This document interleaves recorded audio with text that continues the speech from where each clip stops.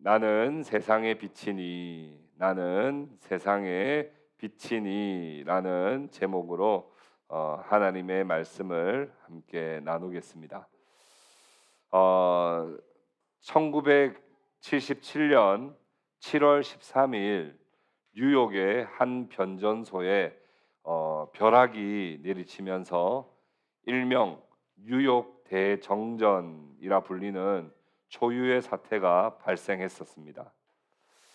뉴욕 대정전이라고 하는 이 초유의 사태는 25시간 동안이나 뉴욕 시내 전체에 정전이 되면서 공포로 몰아넣었었습니다.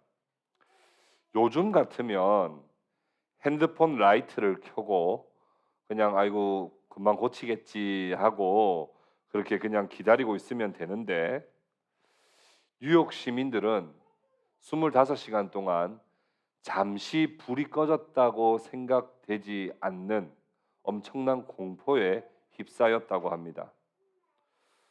왜냐하면 불이 꺼지고 몇 시간 지나지 않아 곳곳에서 수많은 비명 소리와 뭔가 깨지고 부셔지고 하는 그런 소리들이 온 시내를 뒤덮었는데, 사람들이 얼마나 공포에 떨었는지 모릅니다. 그 암흑 속에서 약탈과 강도와 성폭행 등 수많은 사건 사고들이 일어났었던 거예요. 뉴욕 시내에 상점 1,700여 곳이 약탈당했고 3,000명 넘는 사람들이 결국 체포되었고 경찰 200명이 부상을 당했습니다. 그때 약탈당한 금액, 강도 맞은 금액만 무려 하나로 3천억이 넘는다고 하니 얼마나 그 당시가 공포에 휩싸였을지 상상조차 가지 않습니다. 더 충격적인 것은 체포된 사람들의 대부분은 정과자나 조직폭력배가 아니라 그냥 일반 시민이었다는 거예요. 시민의식이 높고 경제적으로 풍요했던 뉴욕에 믿지 못할 일이 일어난 것입니다. 그때 사람들은 엄청난 대사회적 반성을 하게 되는데, 아, 우리가 멀쩡하게 살고는 있지만 우리가 진짜 악한 사람들이구나. 우리가 그냥 뉴욕이라고 하는 세계에서 제일 화려한 도시에 우리가 아주 많이 배웠다고 하면서 살고는 있지만 우리가 사실은 빛보다는 어둠을 정말 좋아하는 존재이구나 라고 하는 것을 알게 된 거예요. 여기에서 빛이다, 어둠이다 하는 것은 빛을 발하는 이런 발광체, 물리적인 발광체를 말하는 게 아닌 거 여러분 아시겠죠? 영적인 어둠을 말합니다. 실제로 불이 꺼지긴 했지만 그 사람들의 마음에 영적으로 어두운 면이 드러난 거예요. 지금 왠지 내가 가지고 싶었던 명품 가방을, 그 상점을 털면 아무도 모를 것 같은데 내가 가서 털어올까?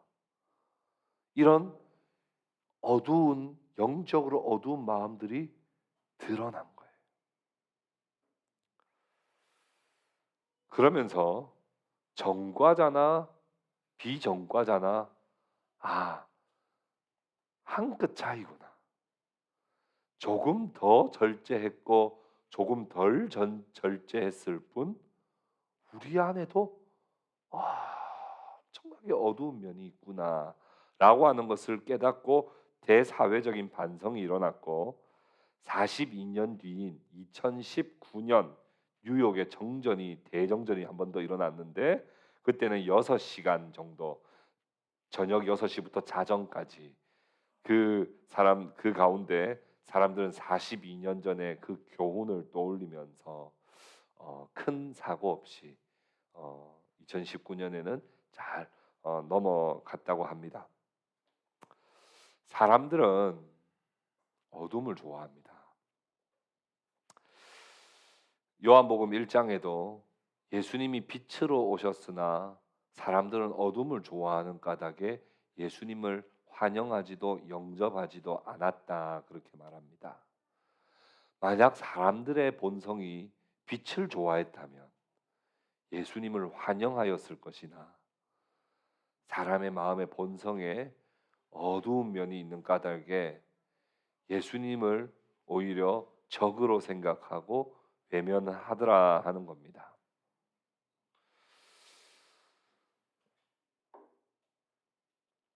우리가 교인입니다. 그렇죠? 우리가 하나님 나라 백성이라고 하는 교회의 교인이지만 우리가 세상에 나가서 내가 교인이라고 하는 것을 가급적이면 밝히고 싶지 않을 때가 많습니다. 왜냐하면 내가 교인이라고 밝히면 불편하잖아요. 불편하잖아요. 사실은 그 마음속에 저 사람이 나를 핍박할 것이라고 하는 것보다는 내가 교인이라고 밝히면 내가 더 착하게 살아야 되고 다 양보해 줘야 될 것 같고 더 섬겨 줘야 될 것 같은 것 때문에 실제로 교인이라고 하는 것을 가급적이면 숨기는 사람들이 얼마나 많은지 모릅니다. 제가 왜 그런 마음을 아느냐 하면 저도 그렇거든요. 저도 나가면 가급적이면 목사라고 안 합니다. 심지어 어떨 때는 목사님들끼리 카페 가가지고는 이렇게도 하기도 했어요. 아이고 그래 김 과장님 어디 뭐 왜냐하면 여기서 뭐 목사님 하고 그러면 사람들이 다 쳐다보는데 우리가 커피를 다리 꼬고 마실 수 있겠어요?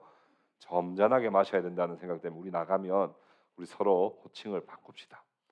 어, 우리 목사님은 제일 선임이시니까 부장님이라고 부르겠습니다. 그다음에 과장님이라고 부르겠습니다.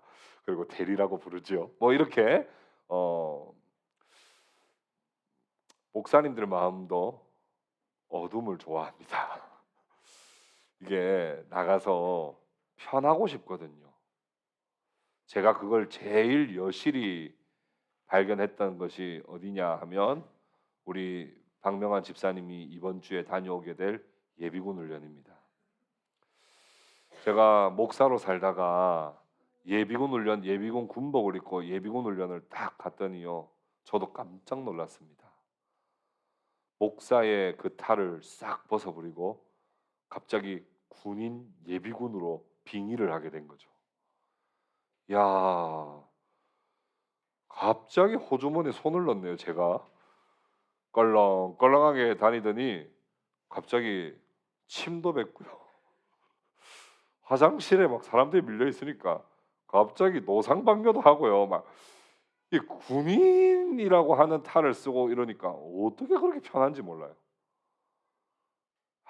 참 편하게 살고 싶은 하나님이 기름 부어 목사로 세워놨더니 목사도 밖에 나가가지고는 편하게 살고 싶어가지고 목사인 걸 가급적이면 숨기고 껄렁껄렁하게 살고 싶은 마음들이 제 안에도 있다는 걸 발견했어요. 여러분 사람들이요 개척교회 오는 걸 왜 부담스러워하는지 아세요? 개척교회 오면요 교회 한 번 빠지면요 사람들이 다 알아요. 큰 교회는요 사람 뭐 왔는지 안 왔는지도 몰라요. 그리고 안 와서도 나 있었는데 이러면 그냥 넘어갈 수밖에 없지만 개척교회는 주일날 오고 안 오고 다 티가 나요. 사람들의 마음에 다 뭐가 있다는 거예요? 은근히 어둠을 좋아하는 마음이 있는 거예요. 물론 큰 교회 간다고 해서 다 어둠을 좋아하는 사람들이 다 큰 교회 가야 돼 이 말은 아닙니다. 근데 개척교회 오는 건 꺼려지는 이유 중에 하나가 여기 너무 환해요. 너무 밝아요. 우리 동행교 얼마나 좋습니까? 기둥이 없잖아요. 기둥. 기둥이 있으면 거기 기둥 뒤가 몇 순위예요? 1순위지 1순위. 가급적이면 앞에 안 앉으려고.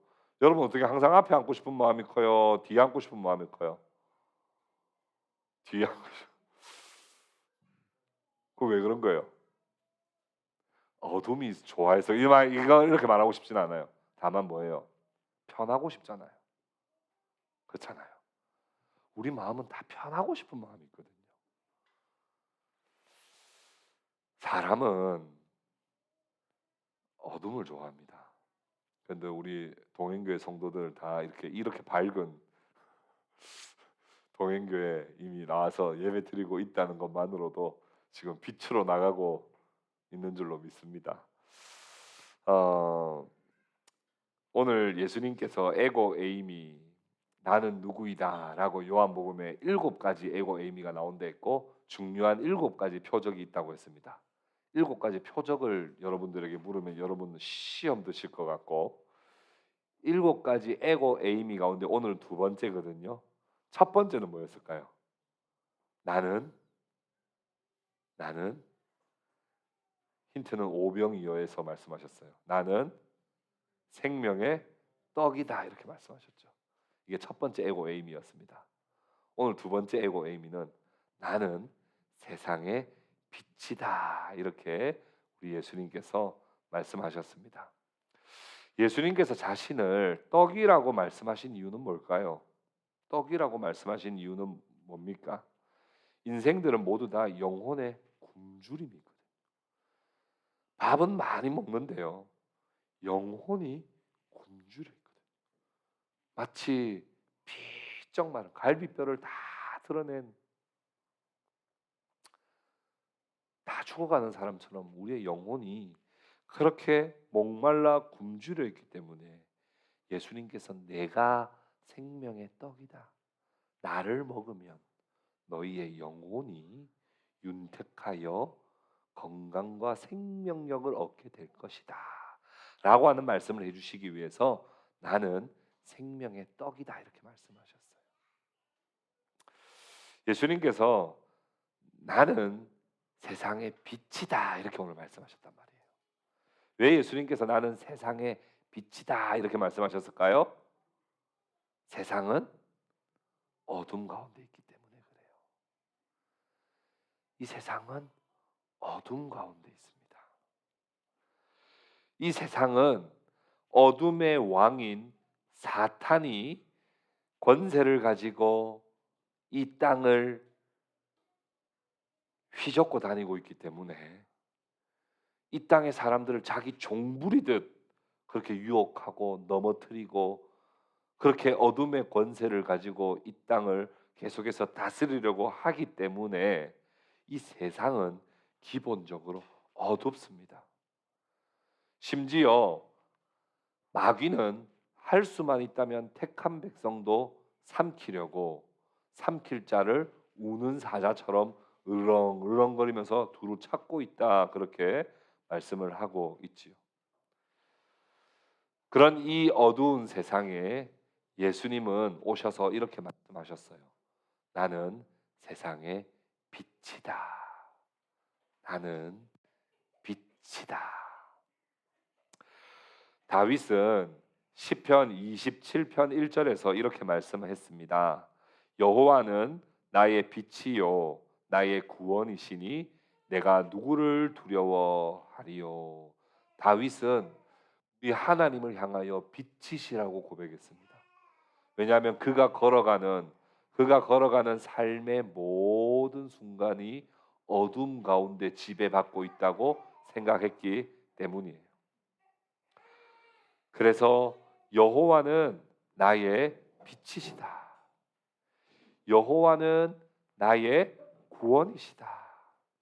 그러니 내가 두려워할 자가 없다. 이렇게 다윗은 고백하며 살았던 것입니다.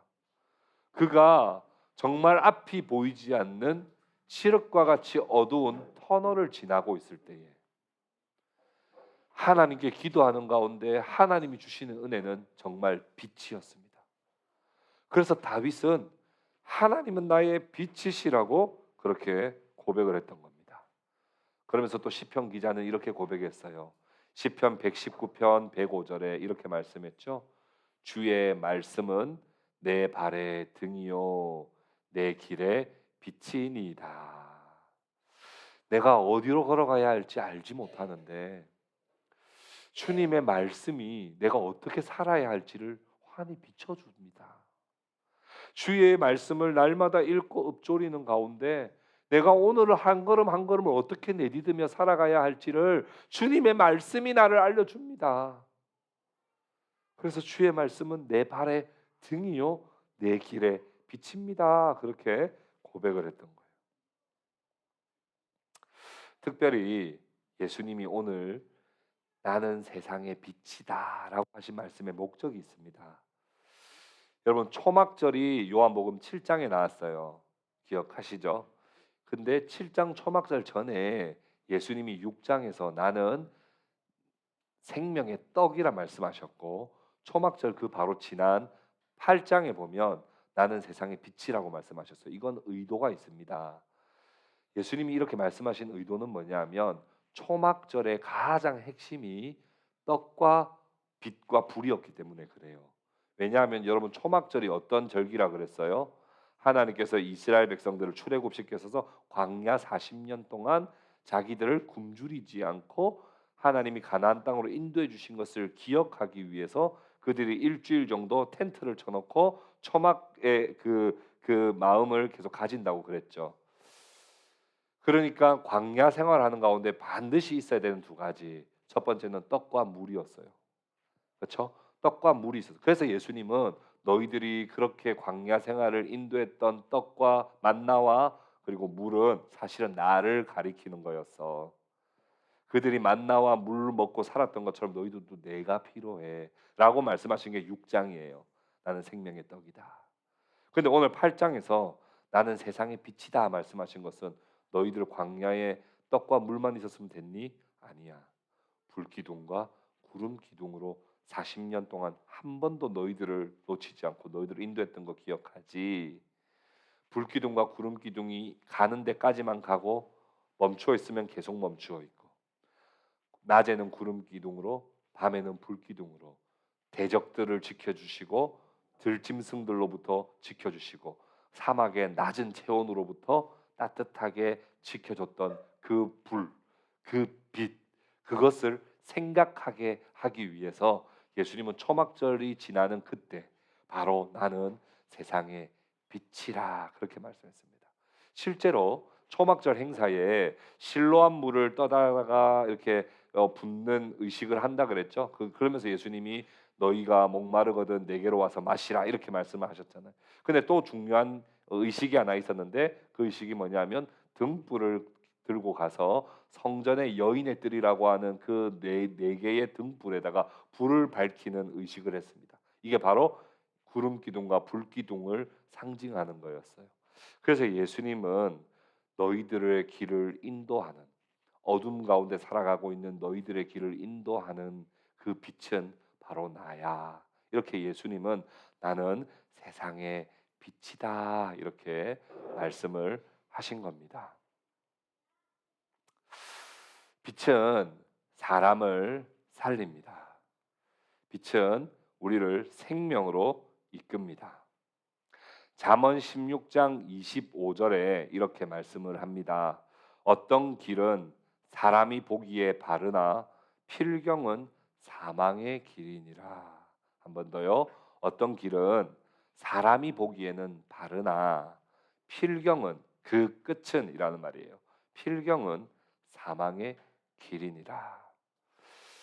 여러분 사람들이 볼 때는 반듯해 보이고 탄탄대로를 걸어가는 것 같지만 사람을 죽이는 길이 반드시 있습니다. 언뜻 보면 아주 멀쩡해 보이지만 사람을 죽음으로 몰아넣는 그런 자리가 있습니다.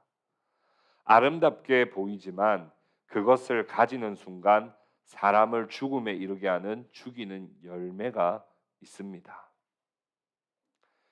에덴 동산의 선악과는 보암직도 하고 먹음직도 하고 탐스럽기도 한 아주 보기에 아름다운 열매였지만 그 열매를 먹는 것은 곧 죽음입니다. 그러나 아담과 하와는 아름다운 열매 이면에 있는 죽음을 보지 못했습니다.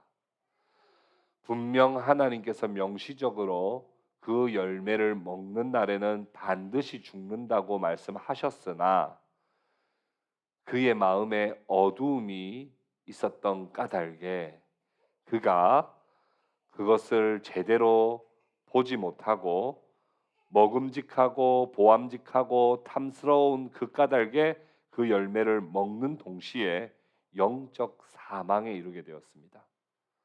아담과 하와가 빛을 따르지 않았기 때문입니다. 여러분 삼손 아시죠? 삼손은 들릴라와 함께 누워 있는 그 자리는 정말 황홀하기 그지없는 이것이 바로 행복이지 라고 할 만한 그런 자리에 있었지만 그 이면에 파멸이 숨겨져 있다는 것을 삼손은 미처 깨닫지 못했습니다. 그 파멸을 알지 못하고 들릴라에게 집착하다가 결국 하나님께서 주신 힘을 다 잃어버리고 블레셋 사람들에게 두 눈이 배임당하고 도려내고 노예로 파멸되고 말았습니다. 삼손이 비단에 거하지 않고 어둠에 거한 까닭입니다. 아버지 다윗 왕을 향하여 칼날을 휘두르 몰아낸 뒤에 권력을 장악했던 압살롬. 그 압살롬은 화려한 방팔의 소리와 함께 예루살렘에 입성하는 그 길은 탄탄대로처럼 보였지만 그 길은 비참하고 비극적인 사망을 기다리고 있다는 것을 그는 알지 못했습니다. 빛의 인도를 따라 살지 않고 어둠을 따라 살았던 그 끝은 사망이었습니다. 이 이외에도 수많은 성경의 내용은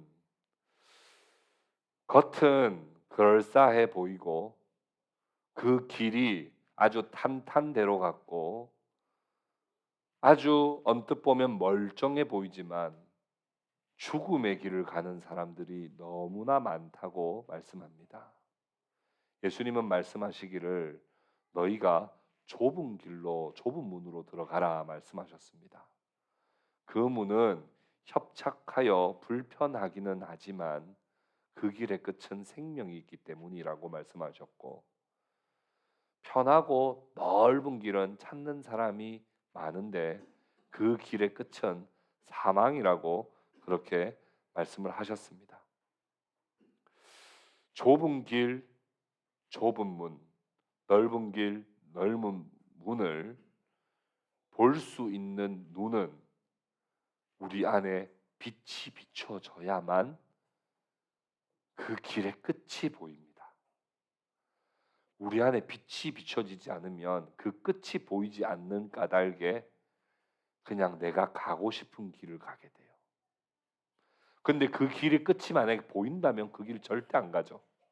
저 길의 끝은 불덩인데 저 길로 가겠습니까? 저 길 끝이 죽음의 길인데 저 길을 가겠어요? 그런데 우리는 그 길의 끝이 안 보인단 말이에요. 그래서 뭐가 필요한 거예요? 빛 되시는 예수 그리스도가 필요한 거예요. 그래야 그 길 끝이 보이는 거예요. 그 길 끝이 보이는 거예요. 빛 안에 있을 때, 빛을 따를 때에만, 빛의 인도를 따를 때에만 악한 것과 사망과 파멸을 분별할 수 있습니다. 여러분 이제 해가 떴는데요. 태양빛은 만물의 형체를 분별하게 해주는 빛입니다. 그렇죠? 우리 여기 위에 전등의 빛은 색깔이 어떤지 형태가 어떤지를 다 알 수 있게 해주는 빛입니다. 그러나 진리의 빛은 생명의 길이 어디 있는지를 그 끝이 어떠할지를 보여주고 식별하게 해주는 그런 빛이에요. 이 세상에 빛을 환하게 비춰놓고 살면 똥은 안 밟을 수 있어요.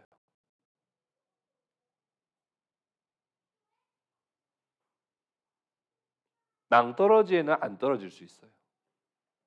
그러나 영혼의 빛이 비춰지지 않으면 우리는 잘 사는 것 같은데 그 끝이 얼마나 비참한지 모릅니다. 빛 안에 거하는 자, 빛을 따르는 자, 빛을 사랑하는 자만이 취하여야 할 것과 버려야 할 것을 분별할 줄 압니다. 빛 안에 있는 자만이 내가 뭘 가져야 하고 뭘 버려야 하는지를 분별할 수 있단 말입니다. 내가 빛을 따라 살아야 해야 할 일과 하지 말아야 할 일을 분별할 수 있어요. 내가 무엇인가에 겉만 보지 않고 속을 꿰뚫어 볼 수 있는, 그것이 정말 가지고 있는 그 본질이 뭔지를 정말 꿰뚫어 볼 수 있는 눈은 빛 대신 예수 그리스도 안에서만 우리는 가질 수 있게 됩니다. 현장에서 가늠하다 잡힌 여인을 향하여 돌을 들고 있던 자들은 그리스도의 말씀 앞에서 양심의 가책을 어른 늙은 자들부터 어린 자들까지 다 받았습니다. 그러나 그들은 빛으로 나오지 않고 마치 어둠이 빛을 비추면 어둠이 물러나고 도망가듯이 그들은 그저 그냥 뒤로 돌아가 버렸습니다.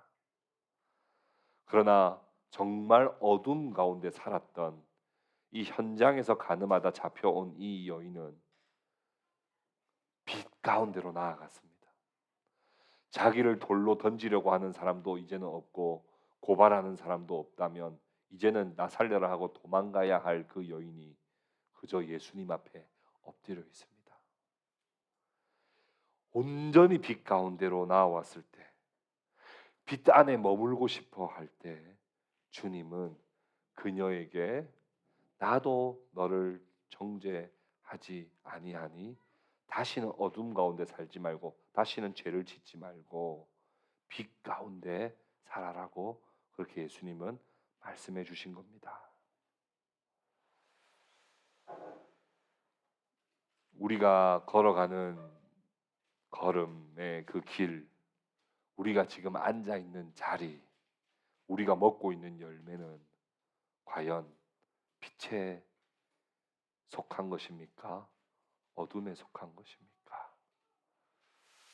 예수 그리스도를 우리의 빛으로 받아들일 때, 빛 안에 거하고 빛을 따라 빛의 열매를 먹을 때 우리는 버릴 것은 과감히 버리고 가질 것은 어떤 방법을 써서라도 가지려고 할 것입니다. 빛은 사람을 생명으로 이끌어 갑니다. 오늘 본문 12절 말씀에 이렇게 말씀했습니다. 예수께서 또 말씀하여 이르시되 나는 세상의 빛이니 나를 따르는 자는 어둠에 다니지 아니하고 생명의 빛을 얻으리라.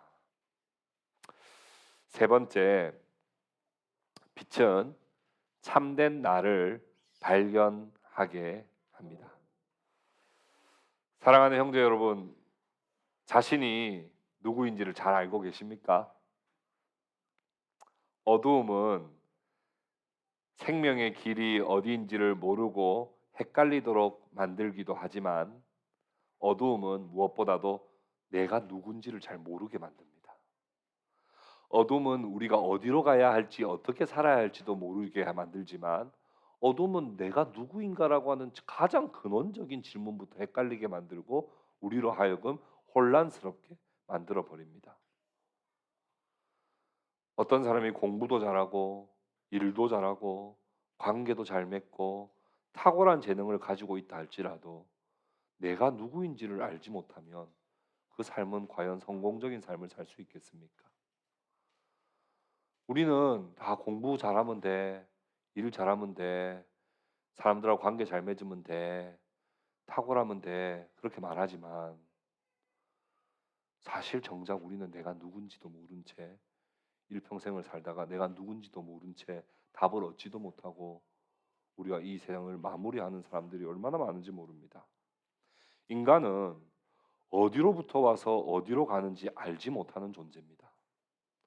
뭔가 열심히는 살고 있는데 가만히 생각해 보면 내가 왜 살지 하는 궁금증에 빠지게 됩니다.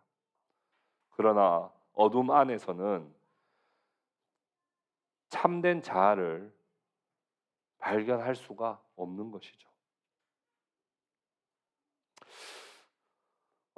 프랑스 파리의 한 수도원의 입구에 큰 돌 비석 하나가 있는데 그 비문에는 이렇게 쓰여 있다고 해요. 아프레 슬라, 아프레 슬라가 세 번 아프레 슬라, 아프레 슬라, 아프레 슬라. 그 뜻은 아프레 슬라라고 하는 뜻은 그 다음은 이라는 뜻이에요. 그래서 우리말로 칠 것 같으면 그 다음은 그 다음은 그 다음은이죠. 한 법대생이 마지막 한 학기를 남겨놓고 학비가 도저히 준비가 되지 않아서 너무 답답하고 괴로운 마음에 수도원을 찾았다고 합니다. 수도원을 찾아서 신부님에게 제가 지금 학교를 졸업해야 되는데 학비를 아무리 모으려고 해도 모을 수가 없습니다. 어떻게 하면 좋겠습니까? 라고 했더니 그 신부님이 이렇게 말했다 그래요. 마침 조금 전에 어떤 성도가 좋은 일에 써달라고 돈 한 뭉치를 주고 갔습니다. 이건 분명히 성도님의 것일 겁니다. 라고 하며 주었다는 거예요. 뜻밖의 도움을 받았던 이 법대생이 기뻐 어쩔 줄을 몰라서 수도원 밖을 나가려고 할 때 신부가 잠시 그 학생을 불러 세웁니다. 내가 한 가지 묻고 싶은 게 있어요. 성도님은 그 돈을 가지고 뭐에다 쓰시려고 그러십니까? 물었더니 당연히 등록금을 내야죠. 그러자 신부님이 그 다음은요. 학교를 졸업해야 되겠죠. 그러자 그 다음은요. 변호사가 돼야 되겠죠. 그랬더니 신부님이 그 다음은요. 아 이제 돈 벌었으니까 장가를 가야 되겠죠. 그랬더니 신부님이 그 다음은요. 아 자식을 낳고 행복하게 살아야 되겠죠. 그랬더니 신부님이 뭐라고 했을까요? 그 다음은요. 심상치 않은 이 질문을 받았던 이 학생이 더 이상 대답을 하지 못합니다. 그래서 이 신부님이 이렇게 이야기를 했다고 해요. 그 다음은 제가 말씀드릴게요. 성도님도 언젠가는 죽습니다. 그 다음은 결국 죽음의 길을 향해 갑니다. 그 다음은 심판대 앞에 서겠죠. 이 아프레슬라라고 하는 이 말이 이 학생의 귓가에 계속 맴돌았어요. 그 다음은, 그 다음은, 그 다음. 그러면서 이제 이 학생이 어, 수도원에 들어가서 하나님의 은혜를 받고 그의 평생을 정말 의미 있고 보람차게 내가 하나님 앞에 심판대 앞에 갔을 때 하나님 제가 하나님께서 보내신 한 사람으로서 내게 맡기신 사명을 그래도 이렇게 나름대로 충성되게 감당했습니다. 라고 말할 수 있을 정도로 내가 의미 있고 가치 있게 살아야 되겠다 하는 생각을 가지고 이 사람의 묘에도 아프레슬라라고 하는 말을 적어놨다고 합니다. 사람은 어디서 왔다가 어디로 가는지를 알지 못합니다. 그러나 빛으로 오신 예수님은 자기가 어디로 와서부터 왔으며 어디로 가는지를 너무나 잘 알고 계셨어요. 오늘 본문 14절 말씀 우리 같이 한번 읽어볼까요? 14절 말씀 우리 같이 읽겠습니다. 시작. 예수께서 대답하여 이르시되 내가 나를 위하여 증언하여도 내 증언이 참되니 나는 내가 어디서 오며 어디로 가는 것을 알거니와 너희는 내가 어디서 오며 어디로 가는 것을 알지 못하느니라. 예수님은 그분의 공생애의 삶이 또 그분이 이 땅에 오셔서 성육하셔서 지내셨던 그 모든 삶이 하나님께서 받으시기에 합당한 삶을 온전히 사셨습니다. 그러면서 십자가의 마지막에 하셨던 말씀은 다 이루었다였어요. 내게 주신 사명, 내가 마땅히 해야 할 순종을 내가 다 이루었다였습니다. 예수님은 내가 어디로부터 왔으며 어디로 가게 될 것을 너무나도 잘 아셨기 때문이었습니다. 오늘날 우리가 어디서부터 왔으며 내가 어디서부터 왔지? 내가 어떻게 생겨나게 됐지?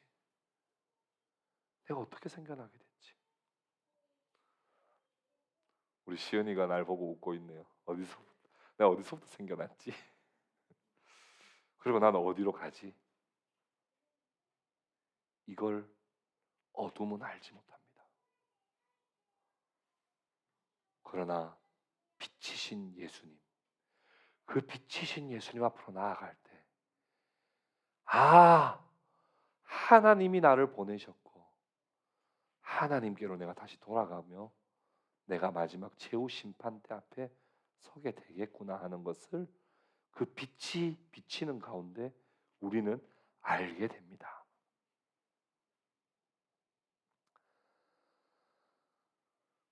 우리가 하나님의 보냄을 받았다는 사실을 알게 되면 우리의 삶의 가치관이 달라집니다.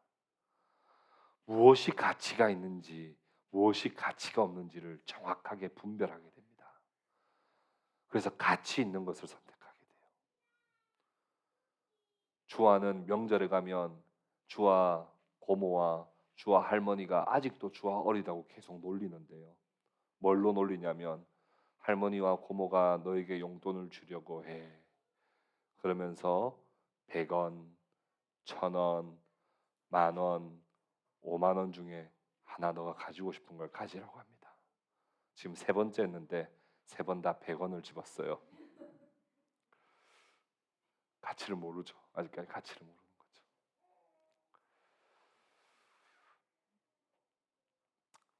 우리가 늘 100원짜리 하나님 나라의 가치로 봤을 때 늘 100원짜리만 선택하고 사는 삶은 아닌지 한번 생각해 볼 필요가 있습니다. 우리가 정말 어디서부터 왔고 어디로 가는지를 정말 안다면 우리는 이 땅에서 진짜 가치 있는 일에 우리의 목숨을 걸고 우리의 시간을 투자할 거예요.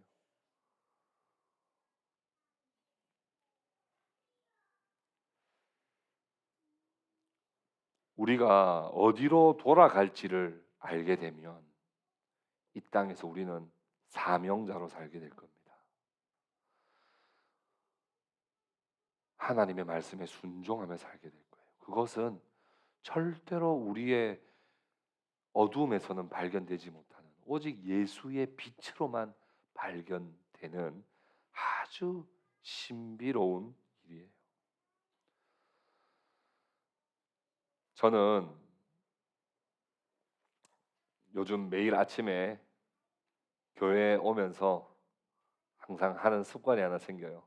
왜냐하면 너무 제가 아침에 교회 오면서 패배감에 쩔어 있는 거예요. 오늘도 내가 할 수 있을까? 오늘도 봐야 할 것도 많고 해야 할 것도 많은데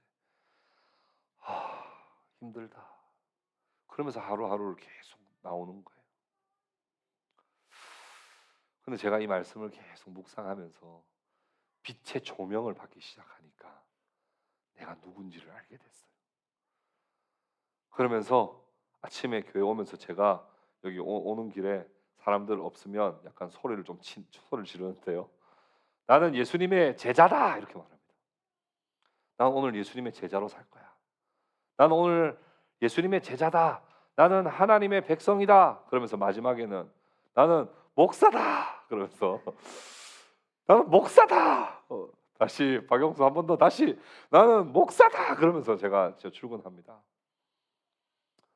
내가 누군지를 이 거대한 세상 앞에서 계속 잊어버릴 때가 많아요. 그러면서 막 좀 사람들 비판하고 싶을 때 있잖아요. 비판하고 싶을 때 우리 교인들도 제가 비판하고 싶을 때 많거든요. 저 똑바로 하고 싶을 때 많아. 그때마다 제가 또 스스로 또 예수님의 그 빛을 조명으로 봤습니다. 그러면 제가 또 스스로 내가 누군지를 알게 돼요. 나는 저들을 잡아먹는 늑대가 아니라 목자다. 이렇게 잡아먹으려고 하지 마. 잡아먹으려 하지 마. 난 늑대가 아니야. 난 목자야. 목자야. 그러면서 스스로가 누군지를 다시 깨우치게 돼요. 예수님의 빛을 조명으로 받지 않으면 우리는 진짜 이상하게 살게 돼요.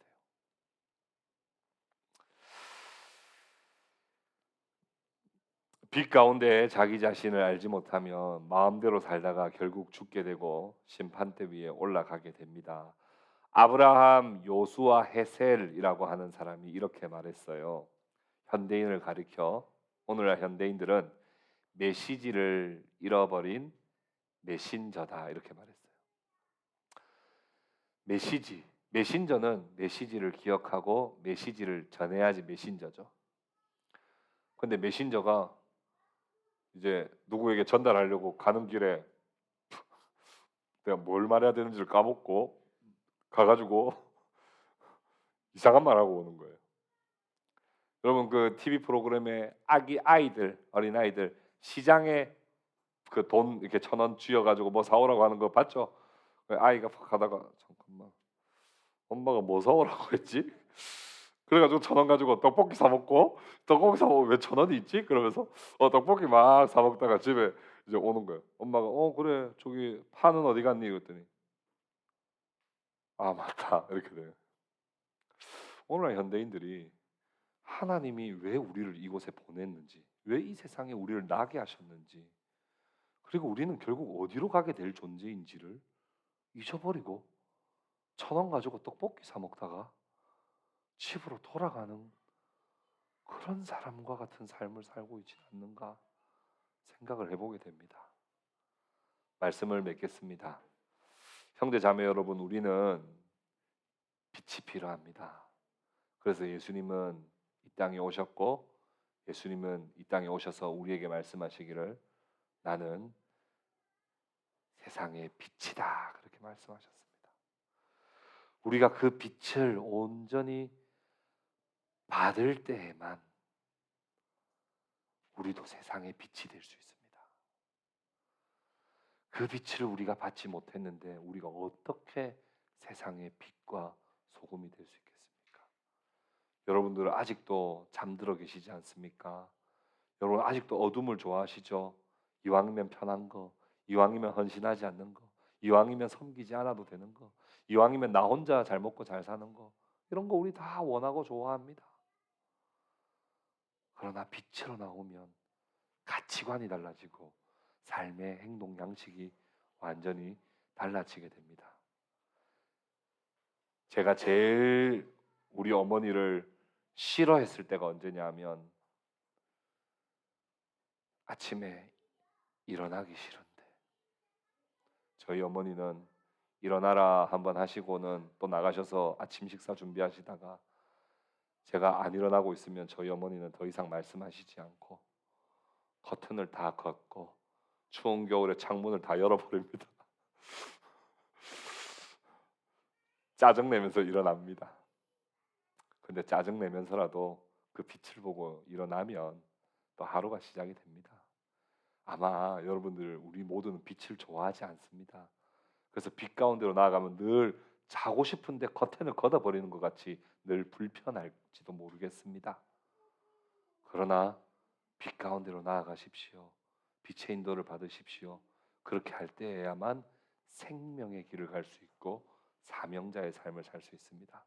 우리 모두가 빛 대신 예수 그리스도를 믿고 빛으로 나아가 빛의 인도를 따라 살아가는 빛의 자녀들이 다 되실 수 있기를 예수님의 이름으로 축복합니다.